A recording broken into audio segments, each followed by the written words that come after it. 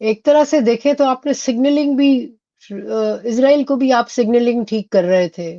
आप शमा जुनेजो को लेके गए, जो कि कहती ये हैं कि जी इज़राइल को के साथ ताल्लुकात होने चाहिए। आपकी टीम में या आपके साथ लगे हुए बहुत सारे लोग हैं और मैं नाम नहीं यहाँ लूँगी, पर एक डेढ़ महीना पहले पाकिस्तान में ऐसे लोग आए हैं जो कि और आके गए हैं और यहाँ दौरे करके गए हैं, लोगों से मिल के गए हैं। डिसीजन मेकिंग लेवल पे पता नहीं हो या ना हो, लेकिन डेफिनेटली मदारिस में गए हैं और मजहबी तंजीमों में गए हैं, जो कि इसराइल का सौदा बेचते हैं हम्म। अमेरिका में। तो हम्म। आपने आने दिया और ये आपकी नॉलेज में था, तो आप एक तरीके से एक बिल्डअप कर रहे थे कि देखो हम जो है वो तुम्हारे साथ हमारा कोई इजराइल को आप मैसेजिंग कर रहे होंगे कि भाई कोई झगड़ा नहीं है, सो अगर हम आते हैं किसी फोर्स का हिस्सा बनते हैं तो एक्सेप्ट इट। और दूसरी वेरी वेरी क्रिटिकल, प्लान के मुताबिक जो स्टेबलाइजेशन फोर्स है उसने तो इजरायली फोर्स के साथ काम करना है। जी हाँ। जी तो हाँ। आप वो भी मतलब ये कि रजामंदी घर से रजामंदी करके चले थे कि ठीक है अगर ऐसा हुआ तो हम उनके साथ करेंगे, जी हाँ। बेशक स्टेबलाइजेशन के नाम पे, लेकिन करेंगे। हाँ, सिग्नलिंग बिल्कुल आपने सही कहा। काफी मिसमैनेजमेंट है। बहरहाल इसके ऊपर कभी दोबारा बात करते हैं। मैं आता हूँ मैनचेस्टर की तरफ, जो कि आज ये बहुत, मैं भी उसके बारे में पढ़ा था सुबह, पहली खबर ही मैंने वो देखी, सिनेगॉग पे जो अटैक हुआ। और ये आयशा, आप क्या समझती हैं, एंटी ये रेगुलर एंटीसेमिटिज्म है या ये गजा वाला मामला है, उसके रिस्पॉन्स हो सकता है? अभी तक क्या जो है इंफॉर्मेशन पब्लिक डोमेन में आई है? क्योंकि sorry. It is very concerning, ये जो रता एक तो ये है कि बहुत कम खबर आ रही है। हम्म। उस जो अलेजिड अटैकर है उसकी शक्ल टीवी स्क्रीन्स पे आ रही है, और हाँ। वो शक्ल से या कोई हमारा देसी लगता है अच्छा। या को मुसलमान लगता है। हम्म। दोनों में से एक है ये, कि या अरब है जी। फलस्तीनी है या कोई पाकिस्तानी है। हाँ, लेकिन अब इसके रिpercussions भी क्या होंगे, ये भी तो देखने की जरूरत है देखें, ना। दोनों सिचुएशंस में कियर स्टामर जो है वो डेनमार्क में थे, उन्होंने अपना मौखर किया दौरा, वापस आए। इस वक्त जहां जहां तालीमी इदारे हैं, सिनेगॉग्स हैं जूइश, वहां पुलिस फोर्स बहुत ज्यादा है। बल्कि आज ये हुआ कि दिन में मैं निकली घर से तो मेरे घर के करीब एक स्कूल है, मॉन्टेसरी है जूइश बच्चों की। तो मैंने देखा कि वहाँ नॉर्मली दो गार्ड्स होते हैं, चार थे। मैं कहा, पता नहीं क्या हो रहा है। तो रास्ते में फोन आया, पता चला कि मैनचेस्टर में ये हो गया है। अब राइट। बात ये है जी कि सिक्योरिटी इनकी बढ़ेगी, ये तो क्लियरली है, लेकिन ये है कि मुसलमान जो है वो उनके लिए भी सवाल उठेंगे। और हम्म। ऑलरेडी जब इमिग्रेशन के सिलसिले में मुसलमानों पे सवाल उठ रहे हैं, ये मजीद इनको मुश्किल में डालेंगे। राइट। राइट, देखिए, ये तो। हम कह सकते हैं कि देखें जी जज्बा है, जज्बा जनू, गुस्सा है, रिएक्शन है। मसला ये है कि जिस दुनिया में ये रिएक्शन हो रहा है वहां ये रिएक्शन जो है काबिल कबूल लोगों को, हुकूमत को, मेजॉरिटी लोगों को नहीं है। दुरुस्त बात है। और आप अपने लिए मजीद मुश्किलों मुसीबतें। की एक दीवार खड़ी ना करें, मैं कहती हूँ। क्योंकि बिल्कुल। इस वक्त वो वक्त है जब आप डायलॉग अपने बिहेवियर से और अपनी कन्विंस करके बात से कायल करें। कायल नहीं भी कर सकते तो अपनी बात करते रहें। वो दुरुस्त। जो वो जो लोग मुश्किल में हैं उनके लिए आवाज उठाते रहें। मारने लगेंगे तो सबसे ज्यादा मुश्किलें आपके अपने लिए आएंगी। दुरुस्त। दुरुस्त, ये तो आपने जो बात कही है, मैं तो खुद ये समझता हूँ कि इस वक्त मुस्लिम कम्युनिटीज जो हैं, और बहुत सारे एमपीज भी हैं ब्रिटिश पार्लियामेंट में जो कि मुसलमान हैं और दीगर कम्युनिटी लीडर्स भी हैं, ये उनका अब ये बनेगा। खैर अभी डिटेल्स। देखिए एक बात मैं आपको बताऊं रजा, देखिए आपके यहाँ एक मुसीबत है, आपके यहाँ इंडिविजुअल मुसलमान जज्बाती है, उसको गुस्सा भी आ रहा है, उसको गम भी है। मसला ये है कि आपके बैक पे कोई भी मुसलमान मुल्क या मुमालिक नहीं खड़े ये भी जो सच है। आपके एक्शन को कोई सपोर्ट करें या कहें कि हाँ जी बढ़ो, ये होना चाहिए।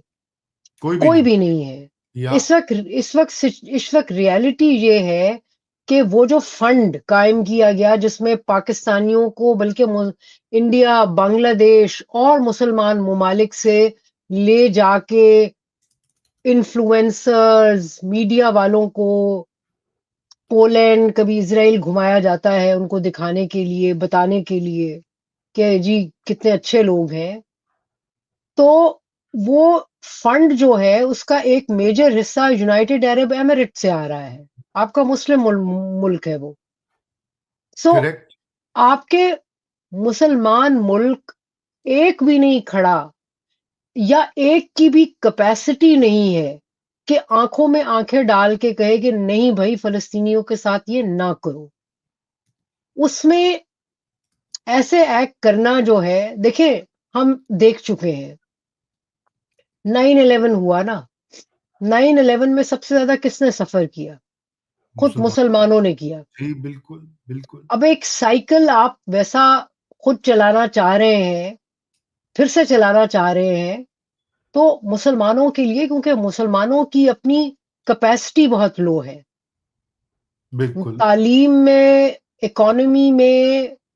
आपके पास सिर्फ इतने पैसे हैं या वो पैसे हैं, मतलब कि क्या किया कतर ने, 400 मिलियन का जहाज उठा के दे दिया हाँ। अ, उनको, ट्रम्प साहब को। यस। या इस किस्म के तोहफे तहाइफ दे दिए, ये रिश्वत ही है ना। बिल्कुल, और क्या। आप खुद जो है वो सामने वाली लाइट ऑन करिए। जी। बिल्कुल अ, आप बिल्कुल जो है वो हाजिर करके बैठे हैं। वो जो है उनको क्या कहते हैं, डोनाल्ड ट्रंप को जो अपने रिसोर्सेज हैं वो पेश करने गए हुए थे ताकि किसी तरह आए हमारे पास उनके पैसे।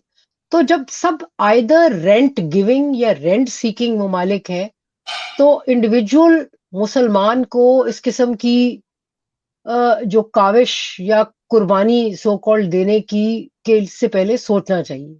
बहुत शुक्रिया आयशा, हमें ज्वाइन किया है आजाद सैयद साहब ने। आजाद बहुत शुक्रिया। अभी हम बात ही कर रहे थे कि हमारे व्यूअर्स भी कह रहे थे कि आजाद जम्मू कश्मीर की जो सिचुएशन है, और आज प्रेस क्लब में भी धावा बोला पुलिस ने, इंतहाई काबिल मुजम्मत बात है। मैं तफसीलात देख रहा था।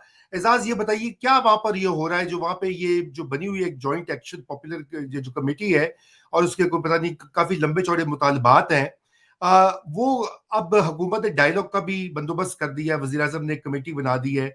तो सिचुएशन क्या है, आप जरा हमें ये बताइए, नाजरीन को, हमें भी, और फिर आयशा से भी जरा इसके ऊपर बात करते हैं। जी एजाज। रजा भाई, एक तो बहुत शुक्रिया डॉक्टर साहिबा के साथ आपने मुझे बुलाया। आप डॉक्टर साहिबा को पढ़ते हैं और बड़ा सीखते भी हैं इनसे। डॉक्टर साहब आज ने तुसी काबू नहीं आंदे ते ऐसे कोई अजे भी नहीं तुसी पता कि तुसी मिलोगे कि नहीं मिलोगे। नहीं अच्छा। नहीं, ऐसी हाजिर ऐसी ਤੁਹਾਡੇ ਵਾਸਤੇ हाजिर। रजा भाई 2 मिनट चाहिए होंगे मुझे। पहली बात ये है कि जिस तरह पाकिस्तान में तमाम सियासी जमातों को इस्टेब्लिशमेंट के डरबे में बंद करके रख दिया गया है और अपनी मर्जी की जो सियासी जमातें अपने मर्जी से चलाई जा रही हैं, और इलेक्शन के नतायज जिस तरीके से आते रहे हैं वो मुझे और आपको पता है। आखिरी इलेक्शन किस तरह से हुए, उससे पहले इलेक्शन किस तरह से हुए। तो यही फार्मूला कश्मीर में अपनाया गया 2021 में। पूरी आप देख लें, सियासत को काबू में करके एक साहब सरदार तनवीर इलियास को लाया गया, बड़े पैसे खर्च हुए, इस्टेब्लिशमेंट का भी नाम आया कि जी इस्टेब्लिशमेंट ने भी इस जिसे कहते हैं बहती गंगा में हाथ धोया है, और लोगों के नाम भी आए। तो अगले साल 22 को इमरान खान साहब को फारग कर दिया गया। अब खान साहब तो फारग हो गए, लेकिन आजाद कश्मीर में एक फॉरवर्ड ब्लॉक बनाया गया। फॉरवर्ड ब्लॉक बनाकर जो मौजूदा प्राइम मिनिस्टर हैं अनवारुल हक, उनको वजीर आजम बनाया गया पीटीआई की ही मदद से। अब सूरत हाल ये है कि वहां पर छोटे छोटे मसाइल पहले भी चल रहे थे। 2023 में भी लोगों ने शोर मचाया था, आपको याद है, रेंजर्स गई थी यहां से। लेकिन लोगों को एक बात पता लग गई कि जो आजाद कश्मीर में सियासी जमातें हैं वो उनकी रिप्रेजेंटेटिव जमातें नहीं हैं, वो किसी और को रिप्रेजेंट कर रही हैं। इसलिए ज्वाइंट अवामी एक्शन कमेटी, ये ट्रेडर्स का एक ग्रुप था बेसिकली, जो कि इकट्ठा हो गया और उन्होंने डिमांड्स करनी शुरू कर दी। और जब ये ग्रुप इकट्ठा हुआ, और अभी तक हमारे कुछ जिसे कहते हैं ना आकबत अंदेश जो लोग हैं, ठीक है, और हमारे बेवकूफ लोग और बाज जो ताकतवर है वो डफर्स, जिनको डॉक्टर आसमा जहांगीर साहब है डफर्स कहती थी ना, मैं उनकी बात कर रहा हूँ। सोशल मीडिया के ऊपर पूरा ट्रेंड चलाया गया कि ये गद्दार है, ये राग एजेंट है। नहीं है भाई, ये आपकी अपनी जो आपने जो कुछ बोया है वो काट रहे हैं। ये लोग सीधी सीधी अपनी राइट्स की बात कर रहे हैं और अपनी बड़ी जेन्युइन बातें कर रहे हैं। वो मिसाल के तौर पे वो कह रहे हैं कि जी 12 सीटें जो हैं वो आपके पंजाब में या बाकी जगहों से आप मुंतखब करते हैं। चवन के ऐवान में 12 बंदे बड़ा रोल प्ले करते हैं, मेक ब्रेक कर सकते हैं। बिल्कुल। फिर उनको भी आप पैसे देते हैं, डेवलपमेंट के बजट देते हैं, जो कि आके इन्फ्लुएंस करते हैं। फिर वो कहते हैं कि जी लल्ले तल्ले जो ब्यूरोक्रेसी के वहां पर हैं वो खत्म करें। क्या ये गलत बातें हैं? मुझे ये बताएं। नहीं, बिल्कुल गलत बातें नहीं।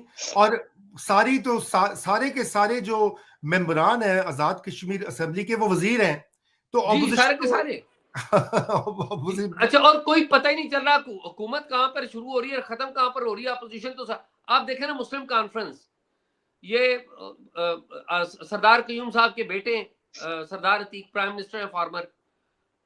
तांगा पार्टी एक बंदा है, एक बंदा ऐवान के अंदर, और उसके ऊपर अभी इल्जाम लग गया। मैं आई रिस्पेक्ट सरदार अतीक साहब, उनका एक लेगेसी है, आई रिस्पेक्ट, मैं उनकी पर्सनल बात पे नहीं कर रहा हूं। लेकिन आपने मुस्लिम कॉन्फ्रेंस को आगे कर दिया, उधर फायरिंग हो गई, और अब मुस्लिम कॉन्फ्रेंस को वो कहते हैं कि दहशतगर्द डिक्लेयर करें। पीपल्स पार्टी का वहां पर आप देखें, लास्ट टाइम 12 सीटें पीपल्स पार्टी ने ली, लेकिन वहां पर जाकर देखें तो हाल तो देखें, नून लीग का हाल तो देखें, पीटीआई का हाल तो देखें। अक्रॉस दी पार्टी लाइन लोग ज्वाइंट अवामी एक्शन कमेटी को सपोर्ट करें, और आप कह रहे हैं कि दहशतगर्द है। और आप देखें अलमिया, मैं रजा भाई तकरीबन 3 हफ्तों से टॉक शॉक के ऊपर प्रोग्राम कर रहा हूं। जब इन्होंने अनाउंस किया ना कि 29 सितंबर को है, उस वक्त से मैं प्रोग्राम कर रहा हूं कि ये देखिए, ये बहुत बड़ा खराबी होने जा रही है, इसको फिक्स करें।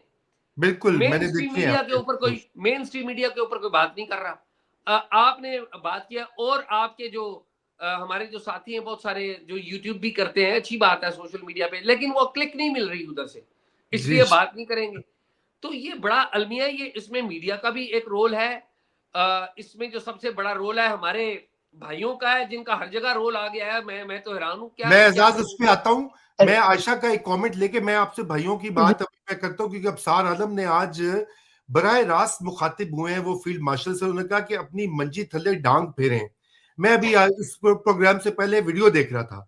उन्होंने कहा मैं बड़ा अदब करता हूँ, आपकी बड़ी तारीफ करता हूँ, बहुत अच्छा काम कर रहे हैं, लेकिन अपनी मंजी थल्ले डांग फेरें, क्योंकि ऐसे हालात जो क्रिएट हो रहे हैं और अंदर कौन है जो वो कर रहे हैं। बहरहाल मैं आयशा का कमेंट लूं, फिर मैं आपसे इस कमेंट के ऊपर मजीद बात करूंगा। जी डॉक्टर आयशा, आप भी कुछ कहना चाह रही हैं? जी रजा, एक तो ये है कि ये जो कमेटी है उसमें सिर्फ इस वक्त ट्रेडर्स नहीं है, इसमें मौलवी हजरात भी हैं, इसमें प्रोग्रेसिव लोग भी हैं, इसमें सिविल सोसाइटी जो कश्मीर की हर तबके के लोग जो हैं इसमें उनसे लोग शामिल हैं।